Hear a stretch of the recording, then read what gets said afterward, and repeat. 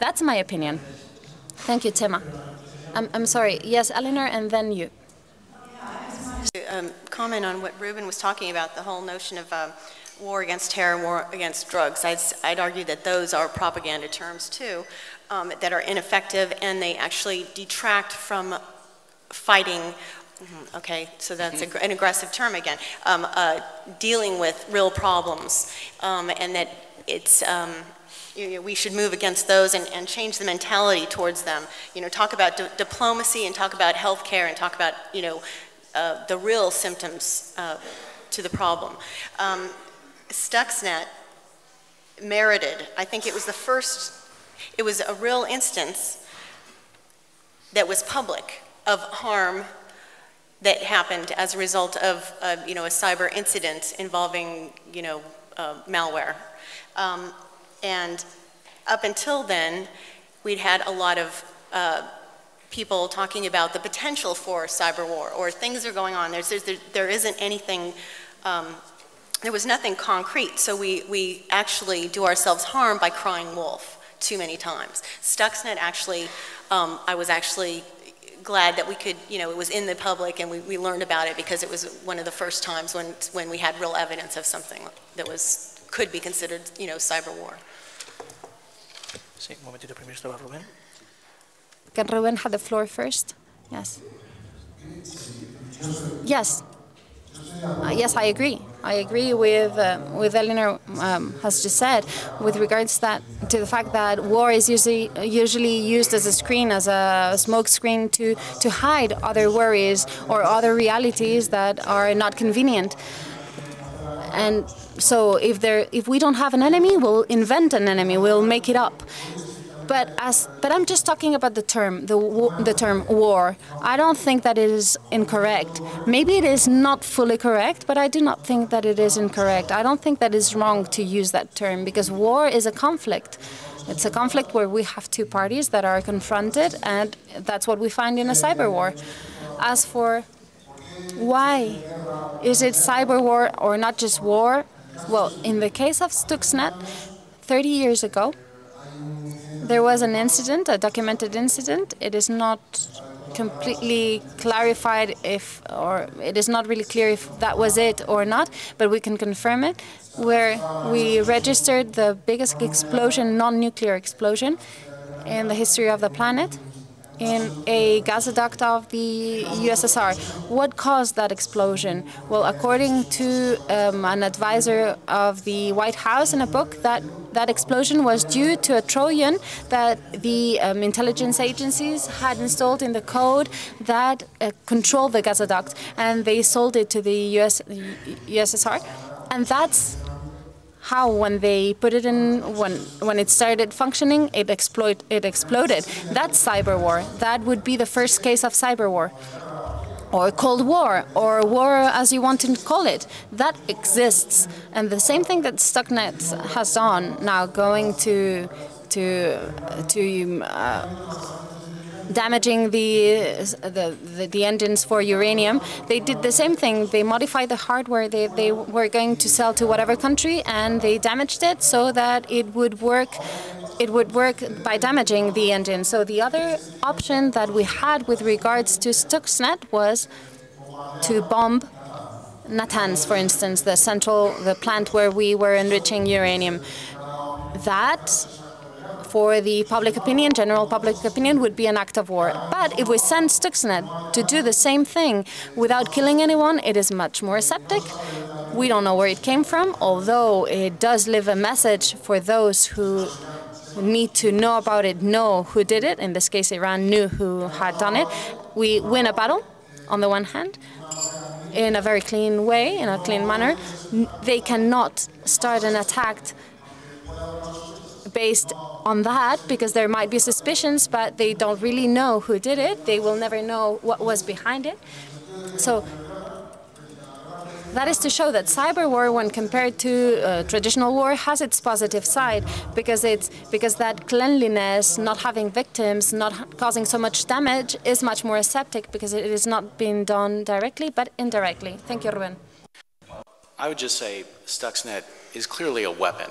Okay, but just because a weapon has been deployed doesn't mean that you're in a state of war. And the thing about this war terminology that I find disturbing is that there's sort of a sense in the US, and I think this probably applies in Spain too, that when you talk about cyber war, there's this sense that there's this imminent attack from the other party in the war we're in. And who is that? I mean, who would, you know, who are we talking about? And if any of the countries that we would talk about deploying cyber weapons against us in the US have all kinds of other weapons that I find even scarier, you know, nuclear weapons. So if we talk about, I don't know, it just doesn't seem to fit for that reason. Okay, por favor, micrófono. Vale, buenas. Por ejemplo, antes habíamos hablado de... You mentioned before the incident with China. In August, for about 15 to 20 minutes, all traffic in the internet went through Chinese routers. I think we've been a bit too naive. Is routing working properly? Is confidence and trust between root servers working properly? And then there's SCADA systems all over the place without adequate protection systems in place.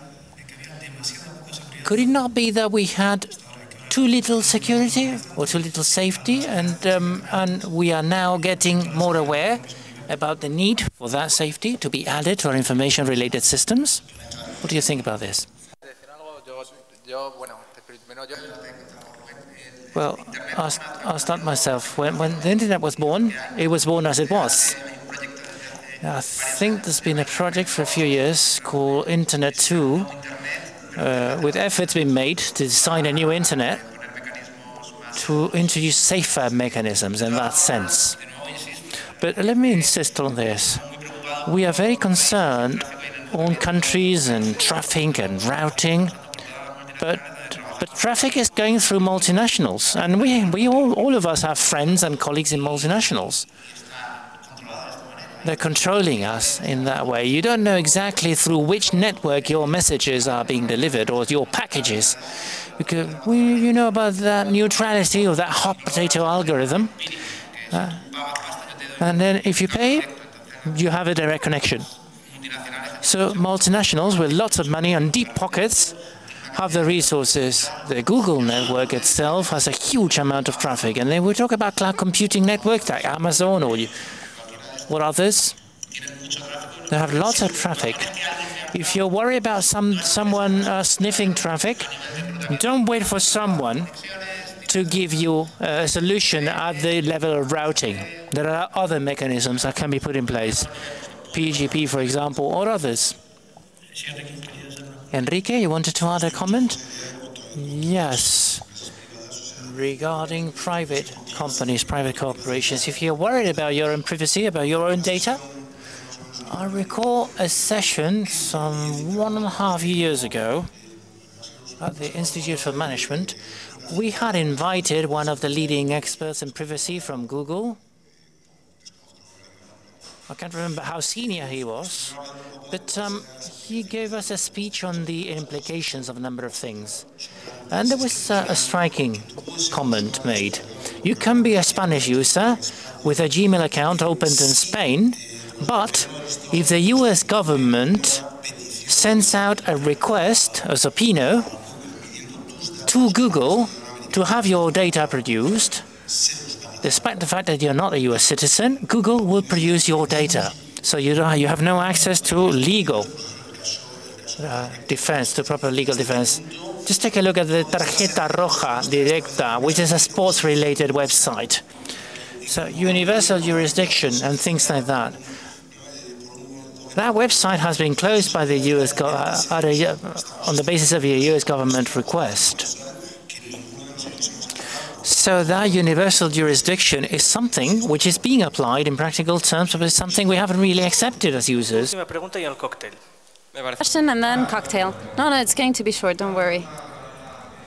It's just a question for the technical area in the panel. There was one comment, I don't know if I understood, because I don't have the headphones and I don't really understood it.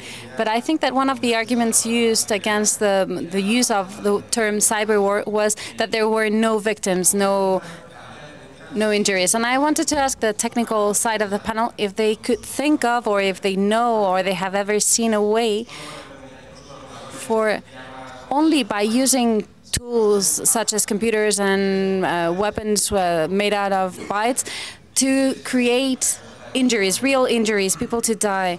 And if you could give us an example, this is just, you know, that I'm just, you know, you're a prick. Pardon my French, but you're a prick. Yeah, you know, it's very difficult to translate that into English. But what have you been working during the last few years? Would you like to talk about that? Okay. Hugo asked about whether we can cause injuries with computers. Well, yes, technically it is possible to cause real damage and to hurt people by using software, IT software, in many different scenarios. For instance, planes. I'm not going to say anything further. Planes. Or, for instance, I will talk in Proxima about how to attack the electrical system in a country, or critical infrastructures. They're all possible targets in a greater or lesser measure. But when you are working on industrial security and you start reading on the subject, you'll see that in the manuals and your PLC manuals and guidebooks, you'll see that be careful, because any modification, not just intentioned or non-intentioned modification, a bad programming, could cause material damages and personal damages. Well, actually, the Conficker malware actually infected some hospital equipment in the U.S. and possibly the United Kingdom. So that's a real danger, where people could die or get injured. Good point. And there are also there are cases of industrial accidents happening not because of malware but because of computer malfunction or operator error. So it doesn't take much to extrapolate that if you introduced a malicious computer code that simulated the operator error in those accidents, you could blow up a chemical plant or something like that. Gracias. Última intervención. Last intervention, Chema. Well, Ruben didn't say it, but in centrals, in the waste management centrals, there are a very clear objective for that, because when you talk about, when you look soda and water, you will see all the computers of the plants in the USA. They're connected to the internet, and they ask for password and key. So that's all right, because it's all secure. Well, thank you very much. Thank you very much to everyone for being here with us, and what a better place to talk about SUCNEX and all these topics than in the hall with a glass in your hand. So thank you very much, and we hope to see you here next year. Thank you very much.